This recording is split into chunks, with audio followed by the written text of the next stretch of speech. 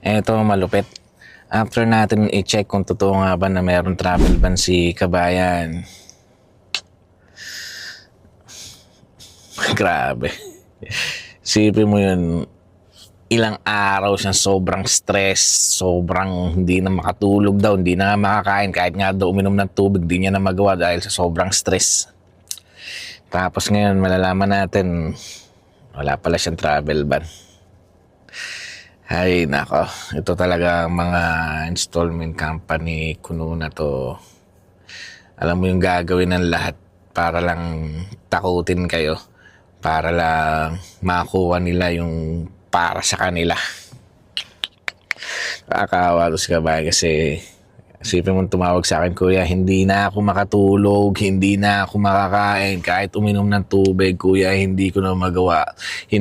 Wala. Talaga sobra na siyang stress dahil dito naman sa naging problema niya dito sa isang installment company na to. Tapos ngayon malalaman natin, wala pala siyang utang. Wala pala siyang travel ban. So anyway, yan kasi, ito lagi ko sinasabi sa inyo, tigilan nyo na pagkukuha nyo na mga installment na gadget sa mga company kuno na yan na hindi naman talaga legit, kundi pati doon sa mga kababayan natin na nang iingganyo na kumuha kayo ng mga installment na cellphone. Ay nako, grabe kayo, ipapahamak nyo yung mga kababayan natin para lang kumita kayo. Sipin nyo yun, bebentahan nyo ng halagang 40 dinar na cellphone and then i-charge nyo sila ng mahigit 100 KD and sometimes inaabot pa ng 200 KD and then katulad nito ni Kabayan na halos inaabot daw ng 420 KD at kailangan daw magbayad agad dahil may travel ban daw. And unfortunately, after natin i-verify kung totoo nga talaga yung sinasabi nitong mandrambong na to, wala naman pala. But anyway, doon sa mga kababayan ko rito, ano't ano man, sabihin man nila sa inyo na may ganyan kayong case, it's good pa rin para sa inyo na i-verify. Hindi ko naman sinasabi na wala silang kakayahan na mag-file ng case laban sa inyo. Pero ganun pa man, i-check nyo pa rin, i-verify nyo pa rin kung totoo ba o wala para mawala din yung inaalala nyo.